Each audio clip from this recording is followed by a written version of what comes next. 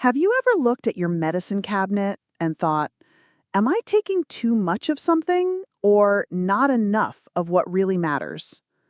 Maybe you've heard a friend talk about a new vitamin they're trying, or you've seen an ad claiming one simple pill will boost your memory, sharpen your focus, or help you sleep better. And while some supplements can be helpful, the truth is, not all of them are as harmless as they seem. In fact, as a brain doctor who's spent decades studying the aging brain, I'm going to tell you something that might surprise you. There's one common vitamin, yes, a vitamin, that could quietly increase your risk of stroke, especially if you're over 60. And it can happen overnight. Now, before we dive in, let me be clear. This isn't about fear. It's about knowledge. Because when you know better, you do better. And if you're someone who cares about your brain, your independence, and staying sharp for the years ahead, this might be one of the most important health messages you hear this year. So let's talk about it. In this video, I'm going to walk you through what this vitamin is, why it raises your stroke risk, and what you can do instead to protect your brain and body. We'll also cover a few everyday habits that can either help or harm your brain health without you even realizing it. My goal is simple: to empower you to make safer, smarter choices so you can keep living life on your own terms. Let's start with something I see all the time in older adults. The belief that if something is sold over the counter and labeled as a vitamin, it must be safe, maybe even necessary. And most of the time, that's true. Many of us, especially as we age, need a little help from supplements. Vitamin D, B12, magnesium, these can all be helpful if you're deficient. But the problem comes when we start taking high doses of certain vitamins without understanding the risks. One in particular stands out. I'm talking about vitamin E. Now, I know, vitamin E sounds harmless. It's in many multivitamins, it's known for being good for the skin, and it even has antioxidant properties. But here's what they don't tell you on the label. In high doses, vitamin E can thin your blood. And while that might sound like a good thing to some, especially those worried about heart attacks or blood clots, it can also increase your risk of hemorrhagic stroke. That's the kind of stroke where a blood vessel in your brain bursts rather than getting blocked. And it's more deadly, more disabling, and more common than most people realize, especially in older adults who are already on blood thinners, aspirin, or medications for high blood pressure. I've seen it firsthand. Patients who were perfectly functional one day, taking their daily supplements, and the next day, they're in the hospital after a sudden brain bleed. When we check their list of medications, vitamin E is often right there, and in doses much higher than the body actually needs. You see, the recommended daily amount of vitamin E for adults is around 15 milligrams, but many supplements contain 400 IU or more. That's several times the safe daily amount. Over time, especially in those over 60, whose blood vessels may already be more fragile, that excess can build up and tip the balance toward a bleed. And here's the kicker. Many people are already getting enough vitamin E through their diet. Nuts, seeds, leafy greens, even certain oils. So when you add a high-dose supplement on top of that, you're not just topping off a deficiency, you're flooding the system. Now, I don't share this to scare you, but to inform you. Because the good news is, this is something you can control. You can check your labels. You can ask your doctor whether you really need that supplement. And you can focus on getting vitamins through food, where they come with natural co-nutrients that help your body absorb and regulate them safely. So, if you've been taking high doses of vitamin E, especially without talking to your doctor, this is your moment to pause. Look at your bottle. see how much you're taking. It might be time to make a change, not out of fear, but out of care for yourself. Now that we've uncovered one surprising way a common vitamin could be doing more harm than good, let's take a closer look at what else might be quietly putting your brain at risk and how small changes in your daily habits can protect it for years to come. You'd be amazed how many little things we do every day without even thinking can nudge our brain health in the wrong direction. And one of the biggest culprits? Dehydration. Now, I know that doesn't sound very dramatic, but staying properly hydrated is one of the simplest, most powerful things you can do for your brain. And yet, it's one of the most overlooked. As we age, our sense of thirst gets a bit lazy. You may not feel thirsty, even when your body and brain desperately need water. And the older brain doesn't bounce back from dehydration as easily as it used to. Even mild dehydration, just being a little low, can shrink brain tissue, slow down your memory, and make you feel foggy or dizzy. But here's the part most people miss. Dehydration also makes your blood thicker. And when your blood is thicker, it moves more slowly and is more likely to form clots. That's why I always say, a dry brain is a vulnerable brain. So, how much water is enough? For most people, sipping throughout the day is better than trying to guzzle a huge glass at once. Herbal teas, broth, even water-rich fruits like watermelon and cucumbers can all help. The key is consistency. Try keeping a favorite water bottle nearby, not as a chore, but as a gentle reminder that your brain deserves to feel nourished and alert, not sluggish and foggy. Speaking of foggy, let's talk about something that can sneak up on you if you're not paying attention. Sleep. Or, more specifically, how poor sleep habits can mess with your brain's ability to protect itself. Sleep isn't just about rest. It's when your brain does its cleanup. Every night during deep sleep, your brain literally washes itself, clearing out toxins and metabolic waste. It's like a night crew coming in to mop the floors and empty the trash. But when you don't sleep well, or don't sleep enough, that cleanup doesn't happen properly.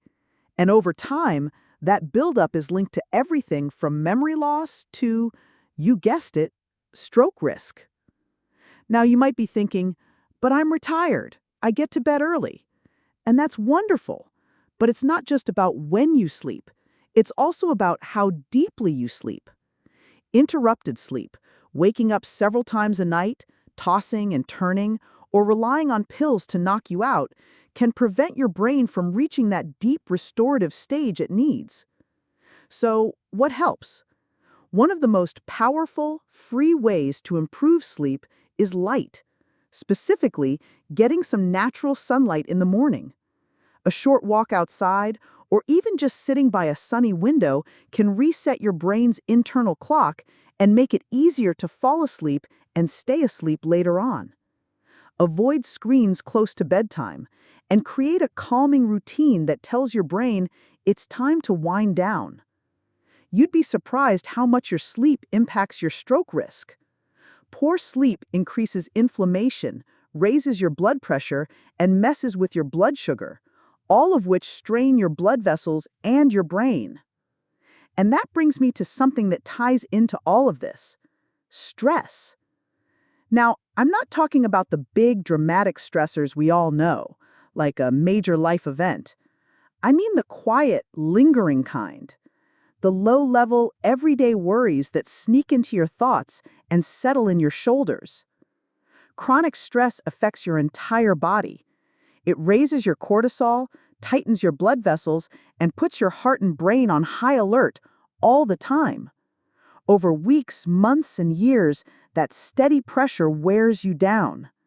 It's like driving your car with the gas pedal pushed in just a little too hard, all day, every day. Eventually, something's going to break. What's helped many of my patients isn't just managing stress, but reframing it. Try this. The next time something stressful comes up, instead of thinking, why is this happening to me? Try asking, what is this teaching me? It's a small shift, but it puts you back in control. Your brain likes that. It relaxes. Simple breathing exercises can help too. Just closing your eyes and taking 5 deep, slow breaths in through the nose, out through the mouth can lower your blood pressure and quiet your nervous system. You don't need a meditation app or a yoga mat. Just a few minutes of quiet can make all the difference. It might sound too simple to matter, but these are the small hinges that swing big doors. And when you pair all of this together, staying hydrated, sleeping better, and learning to calm your inner world, you begin to create a brain environment that isn't just surviving, but thriving. You protect your memory, your clarity, and your independence. Because stroke prevention isn't just about avoiding disaster. It's about preserving the quality of your everyday life. Let's keep going because there's one more surprising factor that many people overlook, a habit that feels healthy but can quietly raise your stroke risk if you're not careful. Now, here's something that might catch you off guard. Exercise. Specifically, how some people over 60 may actually be putting their brain at risk by overdoing it. I know. We're told over and over that exercise is the secret to staying young. And it is. To a point. But like most things in life, it's all about balance. The truth is, I've seen many older adults push themselves too hard, thinking they're doing the right thing. Long walks that turn into all-day outings, intense fitness classes designed for much younger bodies, or even trying to make up for years of inactivity in one weekend. And while movement is essential for brain health, too much at once, especially without the right recovery, can actually cause more harm than good. Here's why. Strenuous activity without rest spikes your cortisol, the stress hormone we just talked about. That, in turn, raises your blood pressure, increases inflammation, and thickens your blood, all of which put extra pressure on your blood vessels. And if those vessels are already weakened by age or medications, or high-dose vitamins like vitamin E, it can tip the scale toward a stroke, especially in the brain's more fragile areas. So how do you find the sweet spot? Think of movement as something that should restore you, not exhaust you. A short walk after meals, gentle stretching in the morning, light gardening. These all get your blood flowing without draining your energy or stressing your system. One of my favorite brain-boosting movements, dancing. Not only does it get your body moving, but it lights up areas of your brain responsible for memory, coordination, and even joy. So if you're ever torn between a high-intensity workout and putting on your favorite music and swaying in the kitchen, go with the music. Your brain will thank you. And now, let's talk about something else we rarely think of in terms of brain health. What's on your plate? You may already know that certain foods can help or harm your heart, but your brain? It's just as sensitive, maybe even more so. In fact, some of the foods most commonly marketed to older adults as healthy can actually be loaded with sodium, preservatives, and hidden sugars, all of which can wreak havoc on your blood vessels over time. One example that always makes me shake my head, processed deli meats. Even those labeled as low-fat or lean are often packed with salt and nitrates, chemicals linked to blood pressure spikes and reduce blood flow to the brain. And let's not forget the sugary breakfast bars, shelf-stable snack packs, or even vitamin-fortified cereals. They may look healthy on the outside, but inside, they're often just brain fog in a box. So what should you focus on instead? Real, whole foods. Foods with vibrant colors and minimal packaging. Think berries, leafy greens, walnuts, olive oil, and small portions of wild-caught fish. These are packed with the nutrients your brain craves, without the dangerous extras. One food I often recommend to my older patients is beets. Yep, humble, earthy beets. They help improve blood flow to the brain, reduce inflammation, and even support better mental clarity. You don't have to eat them every day, but adding them in once or twice a week can make a noticeable difference over time. The key takeaway here isn't that you need to throw out everything in your fridge or follow some complicated new diet. It's simply this: your brain thrives on simplicity. Water, rest, movement, real food, peace of mind. These aren't trendy health hacks. They're ancient wisdom backed by modern science. When you take away the clutter, too many supplements, too much exercise, too much stress, you create space for your body to do what it was designed to do: heal, protect, and grow stronger. And if there's one thing I want you to remember today, it's that you have more control than you think. Your daily choices matter. You don't need perfect health or a perfect plan. You just need small, steady steps in the right direction. I've worked with patients well into their 80s and 90s who've transformed their energy, memory, and overall well-being, not by chasing the latest trend, but by getting back to basics. And it all started with awareness, with asking, what does my brain really need today? You've already taken that first step, just by being here, listening, and learning. And I want to thank you for that, because you're not just doing this for yourself. You're doing it for the people who love you, rely on you, and look up to you. So keep going. Keep making those smart, simple changes. And remember, you don't have to do it all at once. Every sip of water, every breath of calm, every thoughtful choice, it all adds up. And as we bring all of this together, I want to remind you of something that often gets lost in the noise of health advice and scary headlines. Your brain is remarkably resilient. Even in your 60s, 70s, or 80s, it's capable of healing, learning, and adapting, especially when you start giving it what it truly needs. So far, we've talked about some surprising ways stroke risk can sneak up on you, like high doses of vitamin E, chronic dehydration, poor sleep, unmanaged stress, and even over-exercising. We've uncovered some everyday habits that can quietly chip away at your brain's defenses. But the beautiful part is, none of these are set in stone. You can take action. You can adjust, and it doesn't require turning your life upside down. Now, before we finish, there's one last piece I want to share with you. And it's not a vitamin, a food, or an exercise. It's something even more powerful. It's your mindset. You see, one of the most common beliefs I hear from older patients is that it's too late to make a difference. They've lived a certain way for so long, taken certain pills for decades, or eaten the same breakfast every morning for 40 years, and they think change just won't matter anymore. But let me tell you what I've seen. I've seen people reverse early signs of memory loss by simply drinking more water, sleeping better, and walking a bit each day. I've seen blood pressure normalize, not with more medication, but with fewer stressful obligations. I've watched people look 10 years younger, not because of anything they bought, but because of how they lived.